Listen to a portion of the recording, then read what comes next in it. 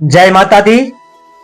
आज 21 जुलाई 2024 को 51 सदस्यों का हमारा एक ग्रुप श्री चावला जी जो सामने बैठे हैं के संरक्षण में 4 बजे बस के द्वारा जो पीछे दिखाई दे रही है माता वैष्णव देवी के दर्शन के लिए प्रेम नगर से प्रस्थान करेगा।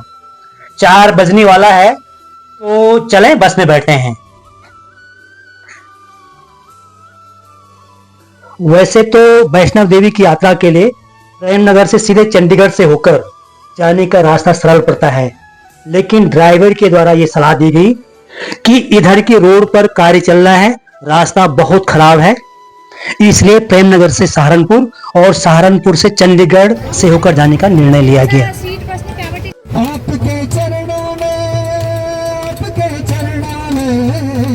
अब हम पहुंच गए डाट काली मंदिर के प्रांगण में। हमारे चावला जी का ये निर्देश मिला कि डाट काली माता का आशीर्वाद प्राप्त करने के लिए यहाँ पर रुकना है, तो ड्राइवर ने बस को खड़ी कर दी और सब लोग उतरने लगे। बस से उतरने के बाद सभी लोग डाट काली मंदिर में गए, मत्था टेका, टीका लगाया और वापस लौटे। तब तक इधर चाय और उसके साथ कुछ खाने के लिए व्यवस्था बनाई गई थी। चाय पीने के बाद सब लोग बस में बैठे और बस अपने गंतव्य की ओर आगे बढ़ने लगी।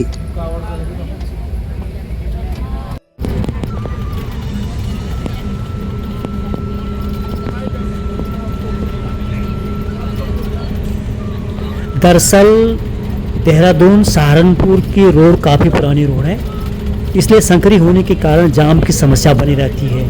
वही हमारे साथ भी हुआ, तो सहारनपुर जाते जाते काफ़ी अंधेरा हो गया था।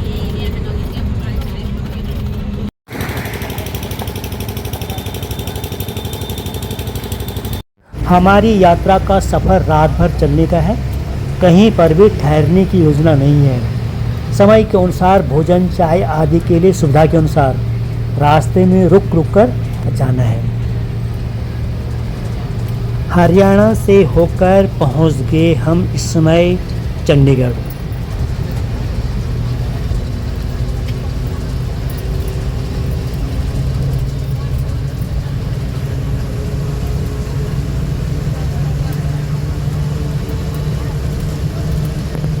रात भर चलने के बाद सुबह के लगभग 3 बजे पहुंच गए हम लखनपुर यानी जम्मू बॉर्डर, जहां पर बस की पूरी चेकिंग होनी है। इस बीच सब लोग फ्रेश होने के लिए बाहर निकल गए। काफ़ी बारिश भी है और लगभग 45 मिनट रुकने के बाद सब लोग बस में बैठ गए और बस चलने लगी।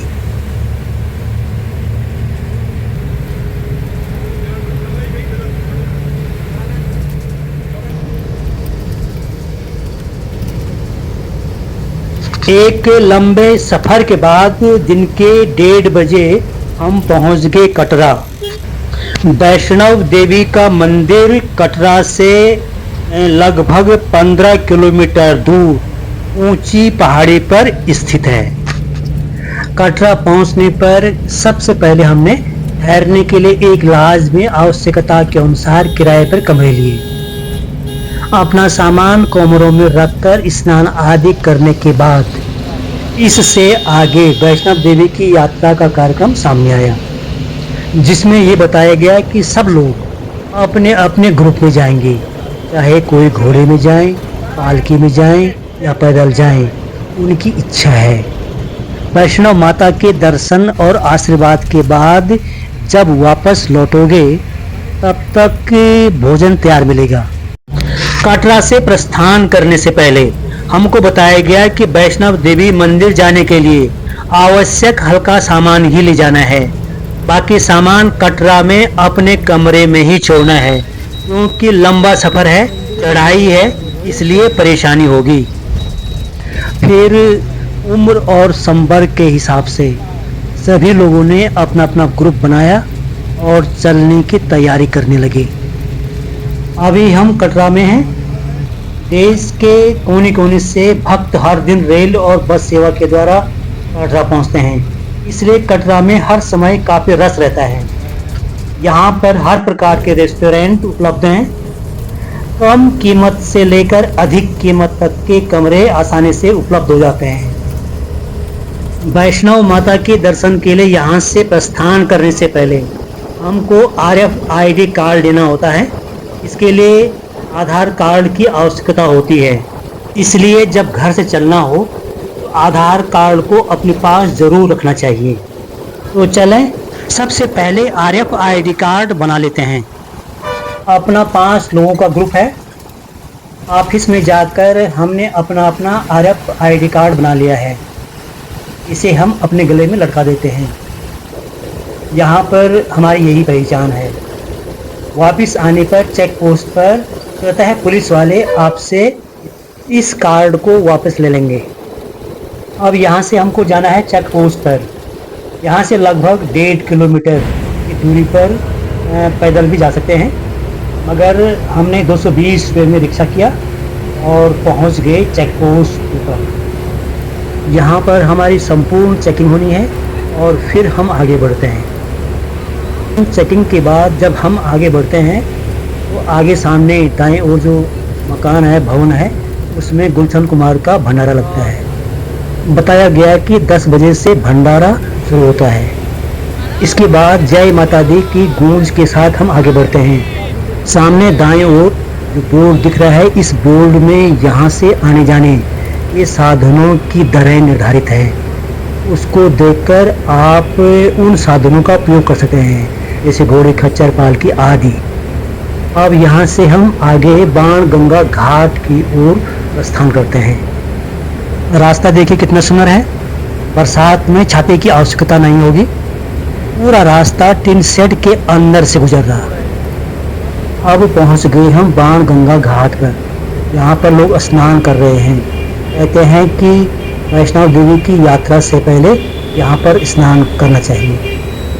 कहा जाता है कि जब हनुमान जी को प्यास लगी तो हनुमान ने माता वैष्णव देवी की प्रार्थना की। माता वैष्णव देवी प्रकट हुई और धरती पर बाण चलाकर गंगा मैया को प्रकट किया। फिर हनुमान जी ने गंगा जल से अपनी प्यास को बुझाया, जिससे इस स्थान का नाम बाण गंगा पड़ा। ये है बाण गंगा का प्राचीन मंदिर। दर्शन करते हैं और आगे बढ़ते हैं। कुछ आगे बढ़ने पर 2 रास्ते दिखते हैं। सीढ़ी से ऊपर चढ़कर यहाँ पर लिखा है 285 सीढ़ियाँ। इन सीढ़ियों से चलने पर सीधे पहुँच पाएंगे चरण पादुका। और दूसरा रास्ता सामान्य रास्ता, इसी रास्ते से हम चलेंगे। इधर देखें, सड़क के दोनों ओर मार्केट है, जिनमें चाय, पानी, भोजन आदि की पूरी व्यवस्था है। कुछ आगे बढ़ने पर हम पहुंच गए गीता मंदिर। यहाँ पर भी स्नान आदि की अच्छी व्यवस्था है। इस सड़क पर जो टिन शेड बना है, इसके बाएं ओर यानी निचली साइड 10 या 12 मीटर की दूरी पर शेड के खंभों पर स्पीकर लगे हुए हैं, जिनसे हर समय माता जी की आरती, भजनों का प्रसारण लगातार होता है। इसी से होने या पाने या अन्य सूचनाओं का प्रसारण होता है, जिसे सड़क पर चलने वाला हर कोई सुन सकता है। क्योंकि माता जी के दर्शन के लिए मंदिर 24 घंटे खुला रहता है, इसलिए यह यात्रा रात और दिन लगातार चलती रहती है। आगे बढ़ते हुए हम पहुंच गए चरण पादुका में। यहाँ पर माता जी का आशीर्वाद लेकर हम आगे की ओर बढ़ते हैं। कहा जाता है कि माता वैष्णव देवी ने यहाँ पर भैरवनाथ का इंतजार किया था, तो यहाँ पर माता जी के चरणों के चिन्ह में छाप पड़ गए, इसलिए यहाँ पर का नाम पड़ा चरण पादुका। कहते हैं कि यहाँ पर माता जी के आशीर्वाद से मनोकामना पूर्ण होती है। जय माता दी। आगे बढ़ते हुए हम पहुँच गए इंद्रप्रस्थ में। यहाँ से आगे बढ़ने के लिए 2 रास्ते हैं, एक बाएं ओर का रास्ता और दूसरा दाएं ओर का रास्ता। इधर बाएं ओर हिमकोट की साइड की रोड। अगर आपको बैटरी कार से जाना है तो हिमकोट साइड से जाना होगा। सामने बुकिंग ऑफिस दिखाई दे रहा है, वहाँ से आप बुकिंग कर सकते हैं। और दाएं ओर का रास्ता अर्धकुंवारी भवन की तरफ का रास्ता। आगे चलकर दोनों एक दूसरे से कनेक्ट हो जाते हैं। तो हमारी यात्रा यहाँ से आगे बढ़ती है अर्धकुंवारी भवन के रास्ते से होकर। आगे बढ़ते हुए अब हम पहुंच गए अर्धकुंवारी के मार्केट में। यहाँ पर हर प्रकार की सुविधा उपलब्ध है। अगर आपको पैसे निकालने हैं तो एटीएम की सुविधा उपलब्ध है, मेडिकल सुविधा और भोजन के लिए एक ढाबे से लेकर ब्रांडेड रेस्टोरेंट तक देखने को मिल जाते हैं। अब हम पहुंच गए अर्धकुंवारी माता जी के पवित्र भवन के सामने। कोई भी यात्री जब आता है तो उसका मुख्य लक्ष्य अर्धकुंवारी होता है। यहाँ पर पहुंचकर आधी यात्रा पूर्ण हो जाती है।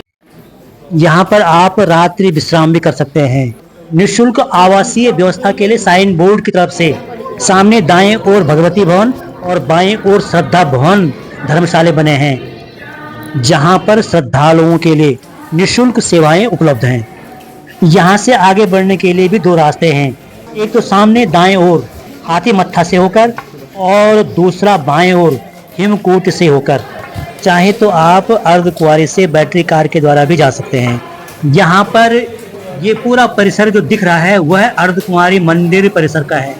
हर समय यहाँ पर काफ़ी भीड़ भाड़ दिखाई देती है। यहाँ पर गर्भजून गुफा का रास्ता भी है, जहाँ जाने के लिए टोकन लेना होता है। उसी हिसाब से दर्शन के लिए जाते हैं। काफ़ी संकरी गुफा है, एक एक करके लेट लेट करके जाते हैं।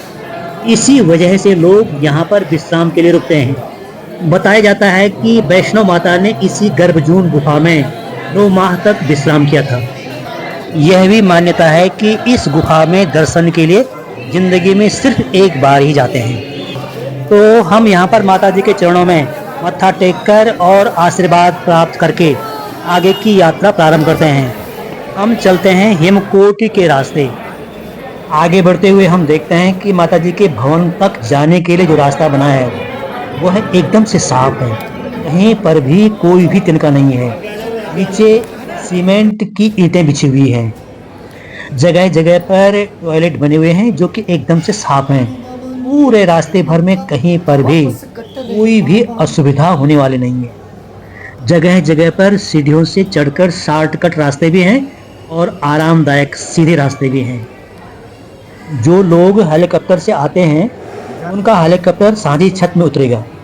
वैष्णव देवी जाने के लिए अर्धकुंवारी से दाएं ओर से जो रास्ता आगे बढ़ता है उस रास्ते पे सबसे पहले जो स्थान आता है उस स्थान का नाम है साझी छत। साझी छत से वैष्णव देवी जाने के लिए लगभग 2.5 किलोमीटर है। पैदल भी जा सकते हैं अथवा घोड़े या पालकी में भी जा सकते हैं। साझी छत एक महत्वपूर्ण पॉइंट है। साइन बोर्ड के द्वारा संचालित मंगला भवन में हर प्रकार की सुविधाएं मिल जाएंगी। यहाँ के निःशुल्क लंगर के प्रसाद का स्वाद चखना न भूलें। हम लोग इस समय हेमकोटि के रास्ते पर चल रहे हैं, तो इस रास्ते पर 3 भोजनालय मिलेंगे। सबसे पहले मिलेगा सत्यम भोजनालय, उसके बाद मिलेगा हिमकोटि भोजनालय और कुछ आगे बढ़ने पर मिलेगा साकेत भोजनालय और फिर उसके बाद सामने वैष्णव माता के दर्शन हो जाते हैं। शाम को 5:30 बजने वाला है और हमारे ग्रुप के साथी ने बताया कि मंदिर शाम की आरती के लिए 6 बजे बंद हो जाता है और उसके बाद 9 बजे खुलेगा। तब तक इंतज़ार करना पड़ेगा, इसलिए बंद होने से पहले दर्शन करना है। इसलिए सब ने तेज कदम बढ़ाने शुरू किए और अब हम पहुंच गए माता वैष्णव देवी के धाम में। चूंकि माता जी के दर्शन के लिए मंदिर 24 घंटे खुला रहता है, इसलिए यात्रा रात दिन चलती रहती है। माता जी के दर्शन के समय आप श्रद्धा से प्रसाद भेंट का चढ़ावा देंगे। इसके लिए यहाँ पर 3-4 दुकानें हैं जहाँ से आप खरीद सकते हैं। 50 रुपये से लेकर 500-600 रुपये तक में मिल जाते हैं। तो माता वैष्णव देवी के परिसर में पहुंचकर सबसे पहले हमने अपने सारे सामान को यानी मोबाइल, चप्पल, जितना भी हमारे पास सामान है सब कुछ अपने बैग में रख करके निःशुल्क क्लॉक रूम में रखा। उसके बाद चढ़ावा के लिए प्रसाद का पैकेट क्रय करके आगे बढ़े। आगे चलकर हम 5 लोग सड़क के दाएं यानी ऊपर की साइड उस लाइन के पीछे खड़े हुए जो माता के दर्शन के लिए आगे बढ़ रही थी। आगे बढ़कर गेट पर चेकिंग हुई। चेकिंग के बाद हमने प्रवेश किया मंदिर परिसर में। एक अलग सी शांति का एहसास हुआ। जिस माता के दर्शन के लिए न जाने हम कितने वर्षों से इंतजार में थे, आज वह घड़ी आ चुकी है कि हम उस माता जी के दर्शन कर लेंगे। चट्टान पर लोहे के खंभों पर टिका हुआ सुरक्षित महसूस होने वाले रास्ते से होकर हम मंदिर के उस कमरे में पहुंचे जहां पर हमने प्रसाद का पैकेट जमा किया। प्राप्त करने वाले ने प्रसाद के पैकेट से श्रीफल को निकालकर बाकी प्रसाद सहित एक टोकन दिया। उसको लेकर हम उस कमरे में पहुंचे जहां पर वैष्णव माता की एक सुंदर भव्य सजीव मूर्ति स्थापित है। भेंट चढ़ाकर और आशीर्वाद प्राप्त करके 2-3 सीढ़ी चढ़कर हम अगले कमरे में पहुंचे। मंदिर के इस कक्ष में भी भव्य मूर्तियां हैं जिनके दर्शन और आशीर्वाद के बाद दूसरी ओर के दरवाजे से हम बाहर निकले। बाहर निकल करके दाएं ओर घूमकर आगे बढ़े। सामने एक गुफा दिख रही थी जिसमें लिखा हुआ था प्रवेश वर्जित। उसके दूसरी साइड में एक दूसरी गुफा थी जिस गुफा से होकर श्रद्धालु अंदर प्रवेश कर रहे थे। हम भी उसी लाइन में खड़े हो गए। आगे बढ़ते हुए जब हम गुफा के दरवाजे तक पहुंचे तो देखा कि बीच में रेलिंग लगी हुई है। दाएं ओर से अंदर जाने का रास्ता और बाएं ओर से आने का रास्ता। उसी प्रकार से श्रद्धालु अंदर जा रहे थे और वापस आ रहे थे। इस गुफा की लंबाई लगभग 90-95 फीट तक होगी। आगे बढ़ते हुए हम वैष्णव माता जी की उस मूर्ति के सामने पहुंचे जिनके दर्शन के लिए हम लालायित थे। वहां पर पंडित जी बैठे हुए थे और दूसरा एक गार्ड बैठा हुआ था। पंडित जी ने हमारी भेंट को लेकर माता जी को चढ़ाया और पुनः हमारे हाथ में वापस लौटाया। हमने माता जी के सामने शीश झुकाकर मत्था टेका और वापस लौटे। यहाँ पर त्रिकुटा की पहाड़ी की गुफा में आप रूपी 3 मूर्तियों का एक समूह विराजमान है। इन तीनों के सम्मिलित रूप को वैष्णव देवी कहते हैं। इनका चमत्कारिक प्रभाव है। ये आदि शक्ति के 3 रूप माने जाते हैं। पहली मूर्ति मां सरस्वती, दूसरी मूर्ति महालक्ष्मी और तीसरी मूर्ति शक्ति स्वरूप महाकाली की मानी जाती है। कहते हैं कि जो भी भक्त दिल से इन तीनों मूर्तियों का दर्शन करता है उसे ज्ञान, धन और बल तीनों की प्राप्ति होती है। और इस पवित्र स्थान को माता का भवन कहते हैं। माता वैष्णव देवी का ये मंदिर कब बना, इस संबंध में कहा जाता है कि आज से लगभग 700 साल पहले पंडित श्रीधर द्वारा इस मंदिर का निर्माण किया गया था। कहते हैं कि पंडित जी माता जी के बड़े भक्त थे। एक बार की बात है कि पंडित जी के मन में भंडारा करने की इच्छा हुई तो एक शुभ दिन निर्धारित करके सभी गांव वासियों को प्रसाद ग्रहण करने के लिए आमंत्रित किया गया। जैसे जैसे भंडारे का दिन नजदीक आ रहा था वैसे वैसे पंडित जी चिंतित होते जा रहे थे। भंडारे के लिए सामग्री भी बहुत कम थी और स्थान भी कम था। कैसे निभेगा, पंडित जी इसी संबंध में सोचते जा रहे थे। लेकिन अब पंडित जी की आस केवल मात्र देवी माँ पर थी। कहते हैं कि भंडारे के दिन पंडित जी झोपड़ी के बाहर पूजा में बैठे थे। अब धीरे धीरे लोगों का आना भी शुरू हो गया था। जो भी आता वो बैठ जाता और जितने भी लोगों को बुलाया गया था धीरे धीरे सभी लोग आए और बैठ गए। और जब सब लोग आ गए तो देखा कि कुटिया के छोटे से कमरे में सारे लोग बैठ गए थे और फिर भी जगह बाकी थी। अब श्रीधर पंडित जी ने सोचा कि इन सबको भोजन कैसे परोसा जाए। तो कहते हैं कि पंडित जी ने एक छोटी सी लड़की को कमरे में आते हुए देखा जिसका नाम वैष्णवी था, जिसने सबको भोजन परोसा और भंडारा अच्छी तरह संपादित किया। पंडित जी उस लड़की के बारे में जानने के बड़े उत्सुक थे, लेकिन लड़की वैष्णवी तब तक वहां से गायब हो चुकी थी। कहते हैं कि वह लड़की पंडित जी के सपने में आई और उसने माता रानी और उस गुफा के बारे में बताया। साथ ही पंडित जी को 4 संतान होने का भी वरदान दिया। इसके बाद पंडित श्रीधर को पूरा विश्वास हो गया था कि वह माता वैष्णव देवी है। खुश होकर पंडित जी गुफा में मां की तलाश में जुट गया और जीवन भर मां की सेवा में रहने का निर्णय लिया। माता जी प्रकट हुई और वह स्थान माता वैष्णव देवी के नाम से प्रसिद्ध हुआ। जय माता दी। कहा जाता है कि त्रिकुटा की पहाड़ी पर एक सुंदर कन्या को देखकर भैरवनाथ उसे पकड़ने के लिए दौड़े। वह कन्या उड़कर त्रिकुटा की पहाड़ियों की ओर भागी। भैरवनाथ भी उसके पीछे पीछे भागा। उड़ते हुए वह लड़की जब एक स्थान पर पहुंची और वहां पर रुककर उसने भैरवनाथ को मुड़कर पीछे देखा, तो उस स्थान पर उसके पद चिन्ह के निशान पड़े, जिससे उस स्थान का नाम पड़ा चरण पादुका। फिर वहां से वह उड़ते हुए आगे बढ़े। कहा जाता है कि मां की रक्षा के लिए पवन पुत्र हनुमान वहां पहुंच गए। वहां पहुंचने पर हनुमान को बहुत प्यास लगी थी। हनुमान ने माताजी को पानी पिलाने के लिए कहा, तो फिर माताजी के द्वारा धरती पर एक बाण चलाकर एक जलधारा निकली। इस जल से हनुमान ने अपनी प्यास बुझाई और माताजी ने अपने केस धुले।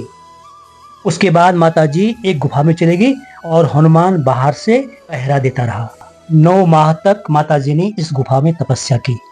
कहते हैं कि एक साधु ने भैरवनाथ से कहा कि तू जिसे कन्या समझ रहा है वह आदि शक्ति जगदम्बा है, लेकिन भैरवनाथ ने साधु की बात नहीं मानी। फिर माताजी ने गुफा की दूसरी ओर से मार्ग बनाकर बाहर निकली। यह स्थान आज अर्धकुमारी या भूगर्भ जून के नाम से प्रसिद्ध है। कहते हैं कि उस कन्या ने गुफा से बाहर निकलकर देवी का रूप धारण किया और त्रिकुटा पहाड़ी की गुफा में चली गई। भैरवनाथ भी पीछे पीछे गुफा के अंदर प्रवेश करने लगा।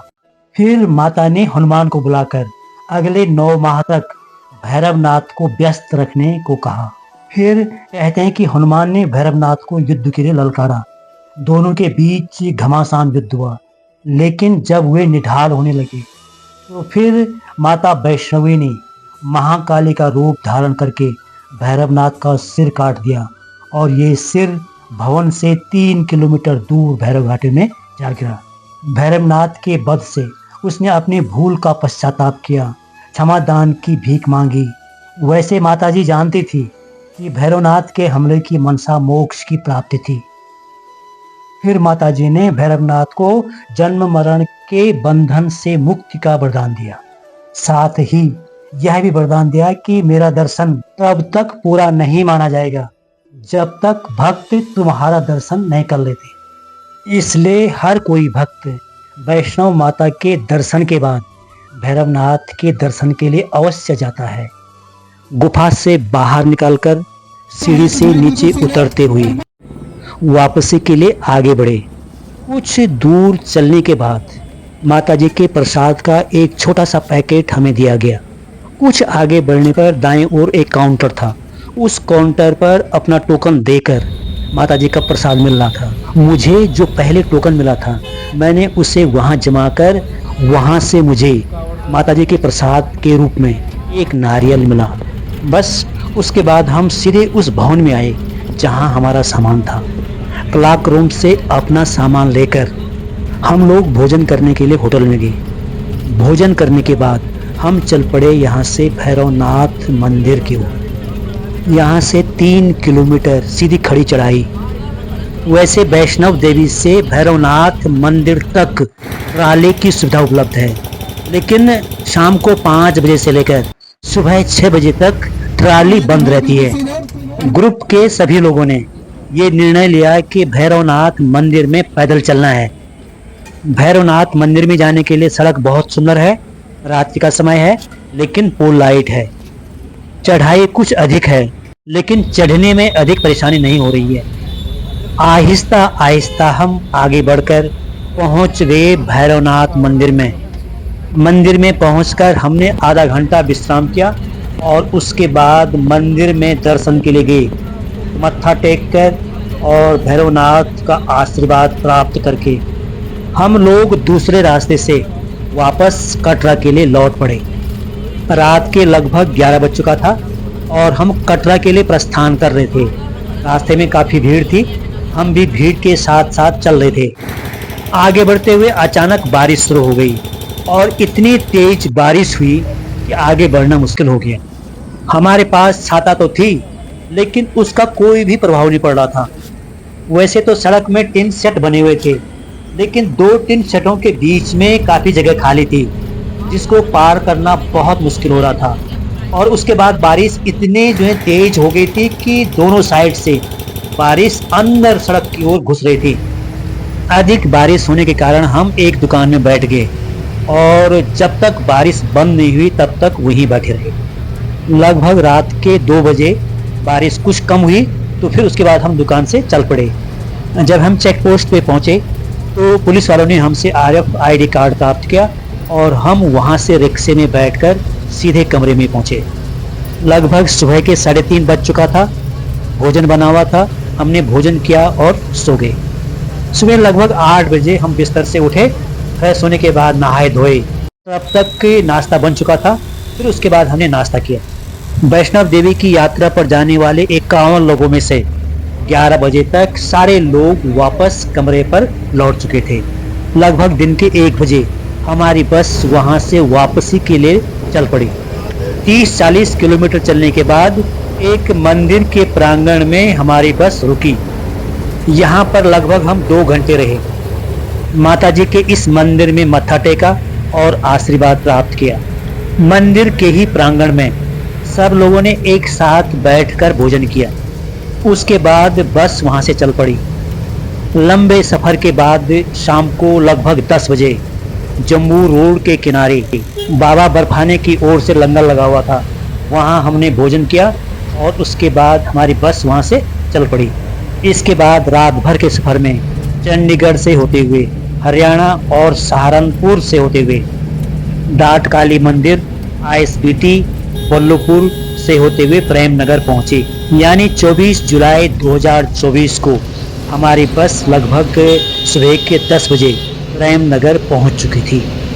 तो वैष्णव देवी की यात्रा की हमारी कहानी अब समाप्त होती है। ये कहानी आपको कैसे लगी कमेंट में बताएं। जय माता दी।